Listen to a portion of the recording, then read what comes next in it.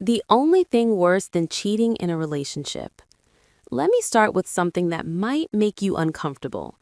Most women believe cheating is the ultimate betrayal. The line that once crossed ends everything, the unforgivable act.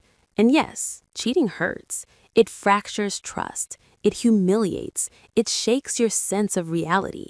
But there is something worse, something quieter, something that doesn't always come with proof, messages, or lipstick on a collar, something many women live inside for years, while still technically being in a relationship. The worst thing isn't cheating, it's emotional abandonment while still being chosen on paper. It's being there, but alone. It's sharing a bed with someone who no longer sees you, laughs with you out of habit, touches you without presence, listens without curiosity. It's being committed to, but no longer considered. And that kind of betrayal doesn't explode your life in one moment. It erodes you slowly, until one day you don't recognize yourself anymore. Let's talk about that. To begin with, cheating is an event. Emotional abandonment is a condition. Cheating is something that happens. Emotional abandonment is something that settles in. With cheating, there's usually clarity, painful clarity, but clarity nonetheless. You know something broke. You know why you're hurting. You know what decision you're being forced to face. But emotional abandonment? That's murky, confusing, gaslighting without words, because technically they're still there. They come home, they sleep next to you, they show up to family events, they might even say, I love you, but you feel invisible. You bring up concerns and they're brushed off. You express needs and you're told you're too sensitive. You try to connect and you're met with distraction, irritation, or emotional absence. And over time, you stop asking, not because you don't care, but because asking feels lonelier than staying quiet. That's when the real damage begins. Many women miss this. The loneliest place is a relationship where you're unchosen daily. There is a unique kind of loneliness that only exists inside a relationship. It's when you're not alone, but you feel emotionally stranded. You start doing everything yourself, regulating your own emotions, validating your own worth, carrying conversations, carrying intimacy, carrying hope. And the most dangerous part? You start lowering your expectations to survive. You tell yourself, they're just stressed. This is what long-term relationships look like. At least they're not cheating.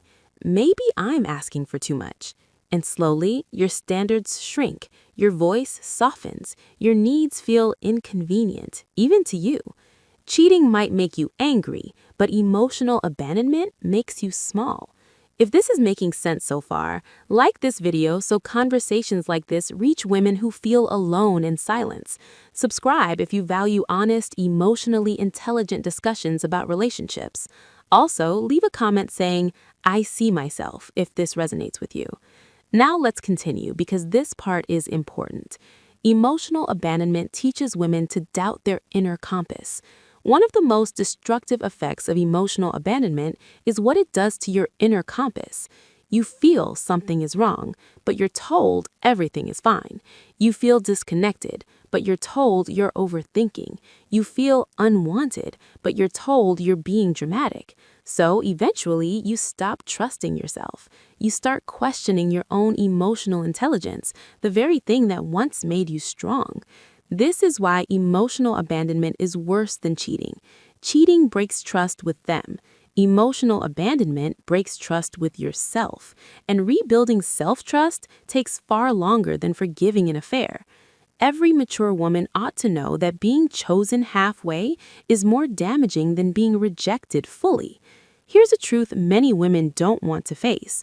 Being partially loved is more damaging than being fully left, because partial love keeps you hopeful, it keeps you waiting, it keeps you investing in someone who is already emotionally checked out. You're not rejected, you're postponed. Not dismissed, you're deprioritized. Not abandoned, you're neglected. And neglect is the slowest form of heartbreak. You don't grieve all at once. You grieve in pieces, in moments, in quiet realizations at night. And because there's no clear crime, you feel guilty for wanting more. But wanting presence is not asking for too much. Wanting emotional reciprocity is not neediness. Wanting to be met is not unreasonable. Food for thought. Cheating is devastating, but it's visible. It forces a reckoning. Emotional abandonment is invisible, but it's corrosive. It teaches women to tolerate absence where intimacy should live. The worst thing isn't betrayal of fidelity, it's betrayal of presence, because love without presence isn't love, it's occupancy. If you are in a relationship where you feel unseen, unheard, and emotionally alone, that feeling deserves your attention, not your minimization, not your silence, not your self-blame. You are not too much. You are responding to too little. And the moment you honor that truth, whether you stay or leave, you begin to come back to yourself. That's where real power is.